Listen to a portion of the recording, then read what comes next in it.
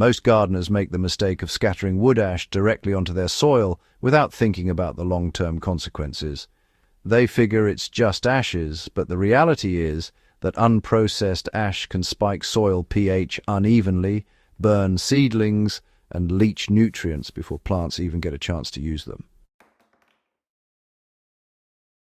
I've seen raised beds turn brittle and over-alkaline in weeks because of careless ash application, and that's exactly why I stopped tossing it out and started making pellets instead.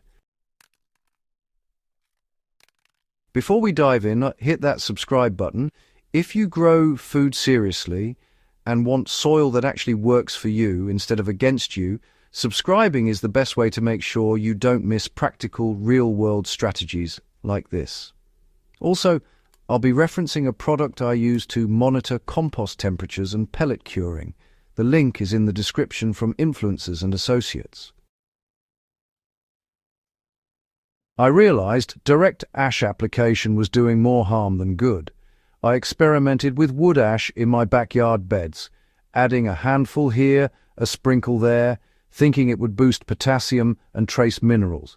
What I didn't notice at first was that the microflora in my compost and soil were being stressed by pH spikes, and some seedlings, especially leafy greens, were showing tip burn. In raised beds, this effect is amplified because the soil volume is smaller and the buffering capacity is low. The takeaway is simple. Raw ash is reactive, and while it contains valuable nutrients like potassium and calcium, it needs moderation and stabilization. Pelletizing ash stabilizes nutrients and controls release. Instead of broadcasting ash directly, I started converting it into small pellets. These pellets stabilize the ash, slow down nutrient release, and make it safer for seedlings and sensitive crops. Making them isn't complicated. I start with dry, sifted wood ash and combine it with a binding material, typically finely ground compost or a bit of clay. For small backyard gardens or raised beds, I use roughly 3 parts ash to 1 part clay or compost. If you're working with hydroponic media, you scale down to micro pellets, about the size of a rice grain, so they integrate smoothly without clogging water lines. The binding material acts like a sponge, retaining some moisture and preventing the ash from becoming immediately reactive in the soil. How I actually make these pellets. I mix my ash and binder thoroughly, then add just enough water to form a malleable paste. It shouldn't be soggy, just damp enough to hold shape. Using either my hands or a simple wooden mold, I roll the mixture into pellets roughly 1 to 2 centimeters in diameter for beds or slightly smaller for container gardens.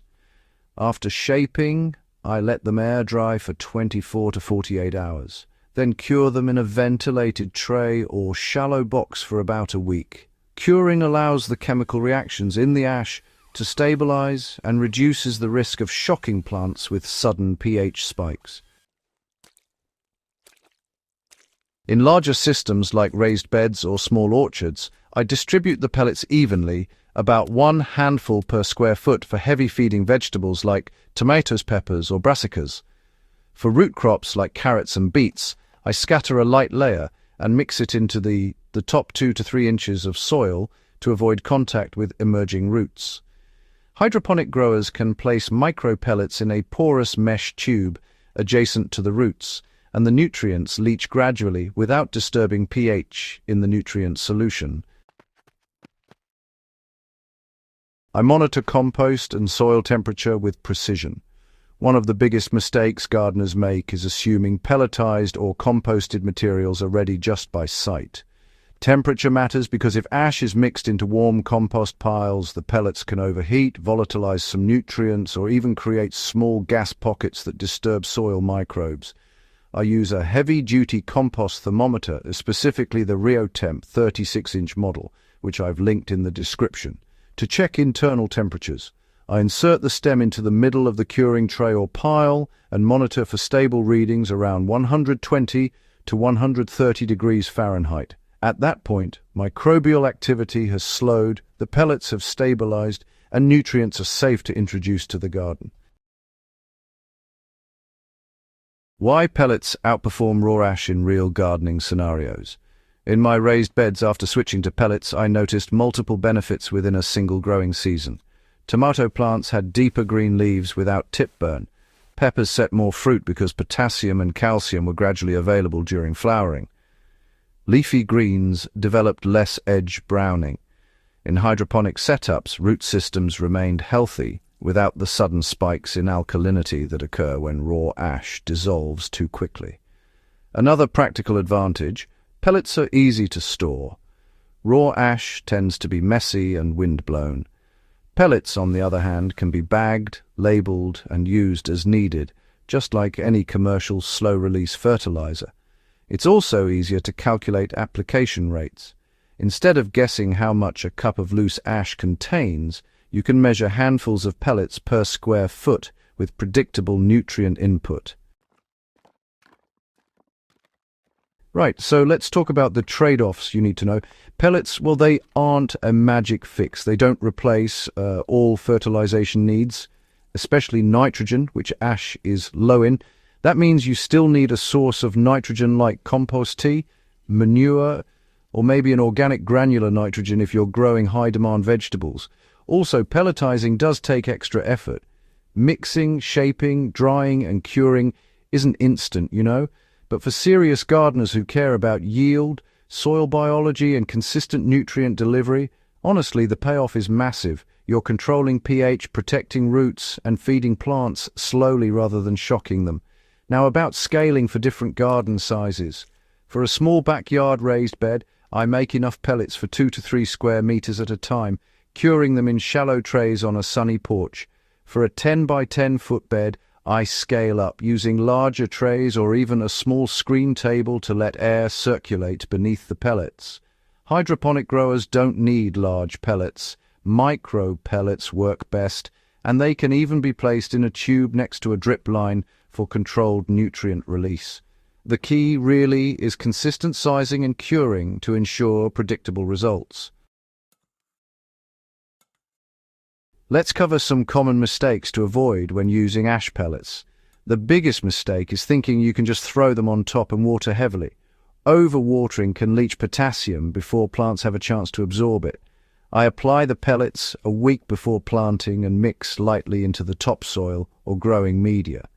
For perennials or fruit trees, I scatter the pellets around the drip line and allow natural rain or irrigation to slowly dissolve them over weeks. Another mistake is neglecting safety. Ash is alkaline and fine, so when handling dry ash, I always wear a mask to avoid inhaling particles, and I wash my hands thoroughly afterward. So, what have I learned from years of testing? Well, over 5 seasons of trial and error, I've confirmed that pelletized wood ash isn't just safer than raw ash, it's smarter. It allows you to feed plants gradually, maintain balanced soil pH, and improve nutrient retention in raised beds, container gardens, and even hydroponic systems. The difference, honestly, shows up in plant vigor, yield, and soil health, and it's measurable. This isn't just a theory, it's a method I use daily in my own production gardens. Here's a practical tip for monitoring your garden. If you're serious about getting the most from your pellets, pair them with a proper compost or soil thermometer. The RioTemp 36-inch heavy-duty thermometer is perfect because it reaches deep into curing trays or compost piles and gives accurate readings in both Celsius and Fahrenheit. It's durable, precise, and helps you know when your pellets are fully stabilized. Check the description for the link.